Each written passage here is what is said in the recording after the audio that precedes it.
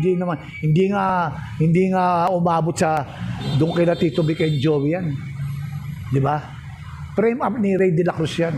Isa yung manager nung Soft drink beauties. ni Pepsi Paloma. Close ni Pepsi Paloma si Coca Nicolas eh.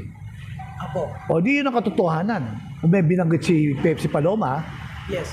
na siya yung saksi. Apo. Na walang katotohanan may issue kay Tito Vic and Joey and Pepsi Paloma with Richie Diorsi. Wala yun. Ako naman, sasabihin ko, ako ang saksi, walang katotohanan yun. Dahil sinabi sa akin, nireveal sa akin ni Richie Diorsi. At pinatutunayan ko yun, na walang katotohanan yung issue kay Tito Vic and Joey, yung issue kay Tito Vic and Joey at Pepsi Paloma. Kagagawa ni Ray De La Cruz yan. Patay na si Ray De La Cruz. Wala. Kasi gusto nila magkapere. Gagamitin niya yung mga talent niya. So grabe yung issue na yun kasi... Sikat yung Tito Vic and Joey. Opo. O hanggang ngayon, ginagawa nilang issue eh. Di ba, wala pa yung Itbulaga. Nasa issue pa lang, nasa korte pa, nilalaban nila Tito Vic and Joey. Papasok na naman tong issue na, kasi di ba, may issue yan kay Pepsi Paloma nung araw. Opo. Tama, bubuhayin na naman nila kung sino man yung mga vlogger na yan.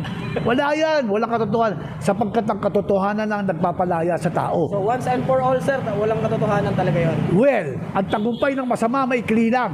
Like what you said, ang katotohanan nagpapalaya sa tao at sinasabi ko, Tito Vic and Joey, pagtatanggol kita. Lalo ka na, Mr. Senator Tito Soto. Mahal kita. Dahil mahal ka na.